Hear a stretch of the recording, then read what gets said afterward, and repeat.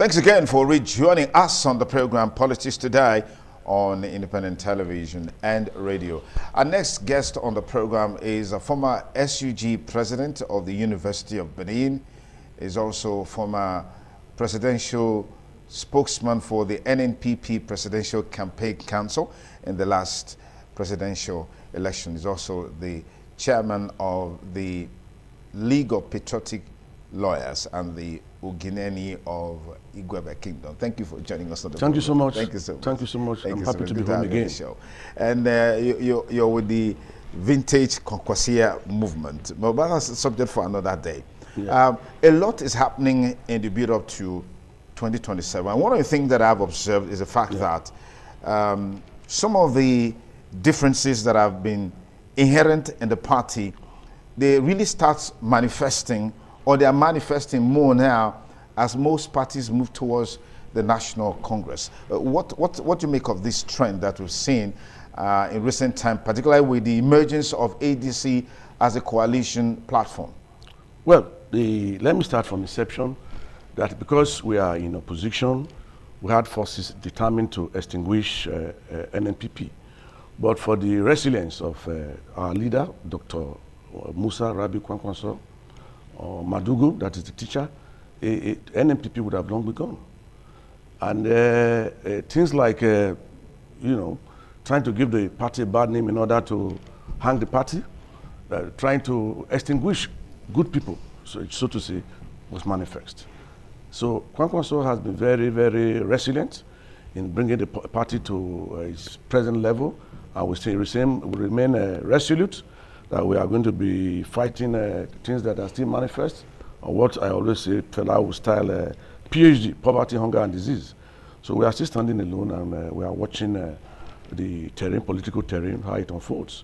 So we are in a long drawn battle of ensuring we bring back members of the party, and all the other parties that are in confusion now, we are recruiting bountifully from them.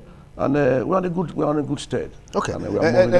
People actually thought that from some of the projections that were made, perhaps by now would have seen the NNPP leadership deciding where to go, particularly with the emergence of the ADC. But what we are seeing more is the bifurcation of the party.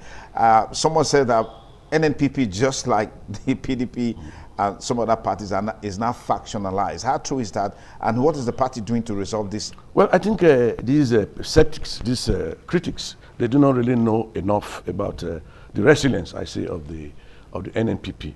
As it stands, you will discover that we had our NEC meeting only on the 28th at Abuja. I was there, as a stakeholder, and the INEC, they sent their representatives.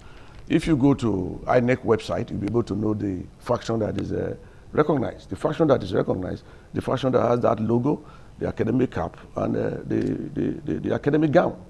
So any other faction is unrecognized. Whatever meeting they are holding outside is still an extension of that desire to extinguish NNPP at its infancy. It is the same character that virtually sold everything we had in Kano before Yusuf took over. Things like our Eid praying ground, like the Eid praying ground where you really pray for the Muslim, is really is older than Kano itself. They sold it. They sold our hockey ground. They also tried to extinguish all that academic records that Kwankwaso set in Kano State, which includes but not limited to recreation ground, was also sold. So a lot of things, and you saw some video, when some characters were trying to stalk the Babariga with dollars and all that. Thanks to God, we are grateful that the main character I'm talking about has been removed from the party by good conscience and wisdom. Talk to me about some of the reactions that have trailed certain comments made by Malam Nasser El-Rufai. He was one of the front runners in the ADC. All of a sudden he moved to the SDP, and then the SDP came out to say, look, we disown this man, we don't know, he can't be speaking for us. But we've seen some of the comments that is made and the reactions that are following it. Well, let me quickly say this here and now that Malam El-Rufai is highly mercurial and unreliable. Don't forget that his name was on the ministerial list presented by the government of the day, and he was very happy. And indeed, during the electionary period of Tinubu, he was the one that went to court against his, CBN, when CBN were determined to even extinguish Tinubu. So it was because his name did not go through National Assembly that I think he's sucking like a child. And the other person, the other side, what's his name now? The first chairman of the EFCC, Nuhu Ribadu, who coincidentally was my classmate, he has taken into the cleaners. Here is a man that refunded $15 million that somebody wanted to use to compromise him. Here's a man that put forward his boss. I'm talking of Tafawa Balogun for trial. Not only was Tafawa Balogun jailed, he refunded about $150 million, £150 million to the public coffers. Such a man, I think, is not on the same pedestal with El-Rufai. And when you ask me to, that's why we are, we are wearing two caps here and now, the former spokesperson, NNPP, and Chairman League of Patriotic Lawyers. We are trying to go around the country conscientized because we don't want the story to be misinterpreted of what is really happening. At the League of Patriotic Lawyers, we believe the law for one's nation, loyalty to the state, and zeal for its true interest. I think if we can get about 2 Nuhu Ribadu in Nigeria, the country would have been a better place. Okay. Don't forget, too, if I may quickly add this, that the man who had haunted Nuhu Ribadu was the same man who also had haunted my leader, Dr. Musa Rabiu Kwankwaso. And since they came to the political space, the country has been, strengthened. Not necessarily, I'm not trying to endorse the government that Nuhu Ribadu belongs to, but I'm just trying to say that the man has tried, and we should not give the dog a bad name. What make Dr. Rabiu Musa Kwankwaso different from the average Nigerian politician that installs their stooges and literally metamorphosed into being a godfather? Well, if you see our logo, which is the logo that is valid and subsistent, the academic gown and the book, our motto is education to all. Musa Rabiu Kwankwaso has been able to weaponize education. And that is the reason why you do not have this type of insurgency, this type of killings in Kano. Kano, like you know, is surrounded by very, very, very hostile states in terms of insurgency. Katsina, Zamfara, Kaduna, Bauchi, they all surround Kano. Kano, despite its population, does not have this type of a problem of insurgency and what have you. Okay. And apart from that, you discover that Musa Rabiu Kwankwaso every year religiously gets about 2 persons per state. And he's fond of sponsoring them. But Sir Yusuf, let me just take you on this. Yeah. You've spoken more about Dr. Rabiu Musa Kwankwaso in this conversation so far, compared to Yusuf, the governor of Kano State. And that seems to be the only state that NNPP control. Is this proper? Is this normal? Is this ideal against the background that we should be looking at what the man there has done? But you are talking more of Rabiu Musa Kwankwaso. So doesn't that make him the de facto godfather of Kano State, which is something people have criticized over the years, that is wrong with our political structure and system? Let me go back to your question. You actually took me back to Kwankwaso. You asked me what makes him tick. And if you had asked of Abba Yusuf, alias Abba Gida Gida, that is Abba from house to house. Abba stands very, very, very, very outstanding. He has achieved phenomenal. He has achieved a lot of things in Kano State, too numerous to recount here. Abba Yusuf or Abba Gida Gida, you will agree with me that Kwankwaso is also a national leader. The state leader is Abba Yusuf. Is also very outstanding in all his. If you ask me about Abba Gida Gida, perhaps I'll be able to reel out. But don't forget too that in quest to extinguish the NNPP, they planted a lot of spies and all that, even around Abba Yusuf. It took him a lot of time for him to realize, a lot of efforts and all that, for him to realize that he had some enemies. You discover that the former Secretary of Government, Bichi, when he was taken out of office, the first thing he told the world was that he had planted midget tips around the government house. That was the achievement he said he had gotten. So Abba Yusuf, Abba Gida is on the same pedestal with Kwankwaso and all members of the Kwankwansia movement, which is the driving force behind the NNPP in Kano, Jigawa, and the entire 19 states in the north. Let's talk about the alignments and realignments that we are seeing. Yeah. The NNPP, for example, as I said before, controls just one state. So where is the prospect of the national spread if the party is not aligning? I mean, in the last general election, there were talks about an alignment between Dr. Rabi Musa Kwankwaso and, of course, the Labour Party then presidential candidate Peter Obi, which eventually fell apart. Is there a prospect for such an alignment? Well, let me quickly tell you that controlling Kano is not too proper to define it as only Kano. But Kano, if you look at Kano Central, that is the biggest senatorial district in the country. And don't forget too that Jigawa used to be part of Kano State. Dr. Musa Rabi Kwankwaso does not only control Kano, he controls the 19 states. In a free and fair election, I keep saying that Dr. Musa Rabi Kwankwaso will win the election. And suffice to say that even President Bola Ahmed Tinubu started by winning only Lagos State. Time was when he had only Lagos State in his kitty. And today is the president of this country. We are not in a hurry to actually identify with all the political parties you have just named. The question of Obi is what's mentioned to. Obi is very inspirational, very intelligent, all that. But like I told you, their adherents, the obedient movement, they came to discuss with the NNPP, and they came with a foregone conclusion that it's either presidency or nothing else. So what we told them was that go and secure your state, which is Anambra State, where Obi comes from, because charity begins at home. If you cannot successfully win Anambra State, why are you aspiring to be the president? Or why do you want Kwankwaso to play the second fiddle? You know, if he's ready to play the second fiddle, we are open not only to, you know, Peter Obi, but to all the parties and all the aspirants. Okay. You know, so what we are interested in is taking Nigeria to the next. There are projections that His Excellency Bola Ahmed Tinubu and the APC is the person to beat in the 2027, presidential election based on performance. Do you subscribe to this line of reasoning? Well, let me quickly tell you this. NNPP, unknown to, is part of the reason why I'm here, to give the message, Dr. Musa Rabi Kwankwaso's message to the people. First of all, to congratulate the greatest Sama of Benin.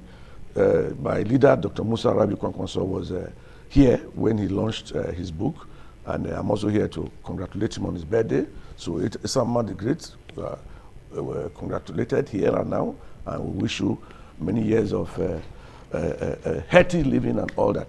So what I'm saying in essence is that if NNPP is like a sleeping elephant, if the other aspirants can come together and make Dr. Musa Rabi Kwankwaso the arrowhead of the resistance against this the regime, the evil past that refused to quit the scene. We are suffering. We are descendants of a suffering people. We are descendants of a people determined to suffer no longer. We get Nigeria will be a better place. But coming to hold meetings, that's why we say our door has never been closed, and it's open to all and sundry, including but not limited to the APC, to PDP, to Labour, to SDP, or what have you. Our door is always open to them. What we really need is that you should be able to show the leadership that you have the people-oriented, people-driven ideology, because Dr. Musa Rabi Kwankwaso is decidedly partisan on the side of the distressed and oppressed and the poor. There's always been talk about the Nigerian political structure, divided along the lines of north-south dichotomy. What's the thinking? What's your thinking in that direction, particularly with the fact that the incumbent president is a southerner and he's on with his first term, and then of course perhaps he'll be seeking a second term? I mean, based on some of the comments coming from his loyalists and supporters. And if we have all of these movements going on, this engagement going on, why don't we support what is on the ground so that the South can enjoy the maximum 8 years and then maybe the North takes its turn? You see, this argument is being put forward by the same evil past that refuse to quit the sin, who want to dominate the present and usurp the future. The poor man in Sokoto is the same thing as the poor man in Edo and Lagos. So what we are trying to unite, don't forget that there's really no middle class now. It's either you are poor or you are very rich. We want to unite the very poor, the very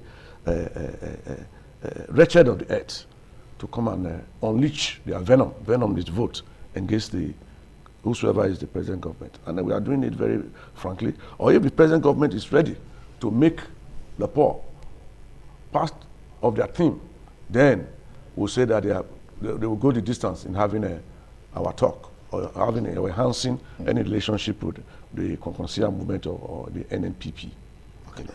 If you just join us to State Politics today on independent television and radio, looking at a wide range of issues as they take the front burner in the build-up to the 2027 presidential and, of course, general elections. Our studio line is open. You can call the number 080-7777-0300. Dial the number now and go straight to the point. Do not cast aspersion on any of our guests. Make sure you are brief because there are so many people waiting. And please endeavor to turn down the audio level on your television or radio set.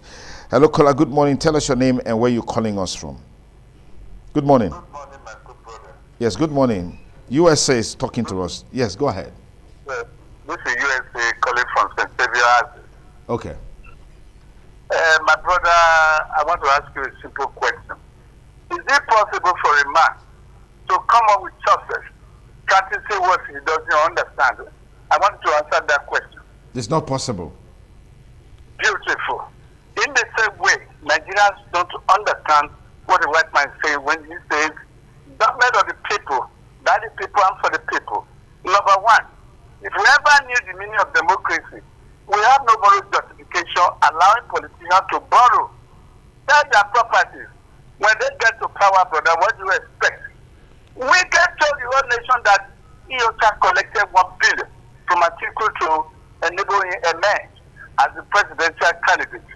That was on its own is enough to have caused national watch protest. Did we do anything? No.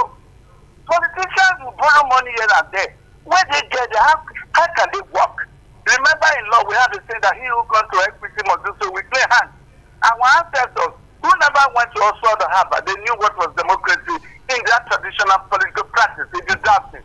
Check out, in those days, they go to a radio, they will bring whoever becomes a community leader by supporting him with their food, they will cook, they will pray for him. What is the meaning of that?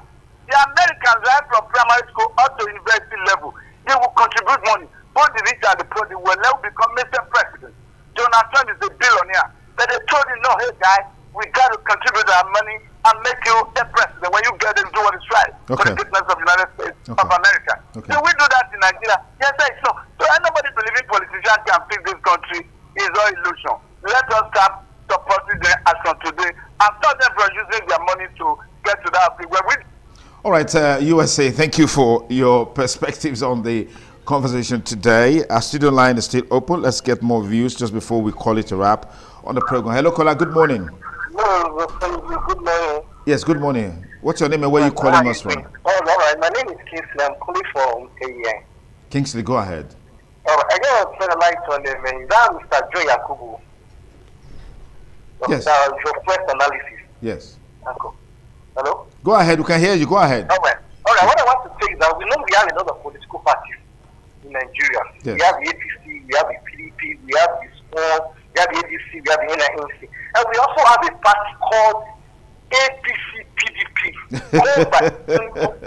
get headed, flocking to headed. I'm telling you, Yakubu, if I'm not the member, that's my take. Okay, so Yakubu is among the members of APC PDP or PDP APC.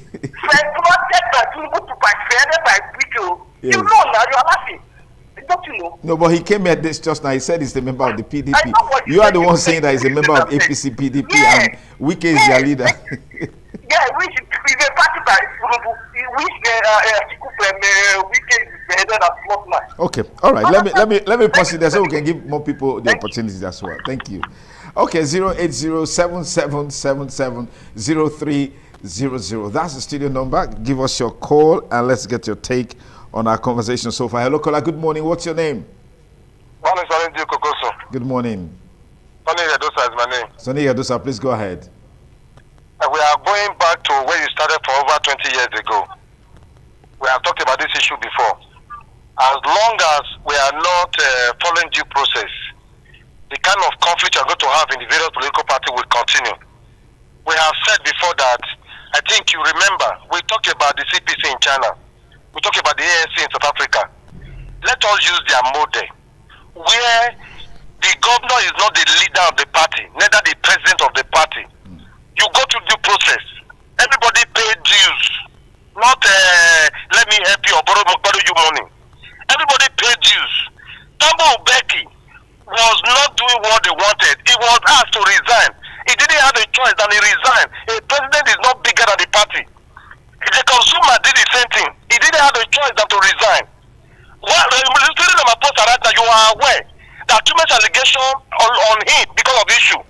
What about Donald Trump, a sitting president, was given a bench warrant, a billionaire in dollars. Okay. So I think that for Nigeria to make headway, this issue of internal crisis should stop.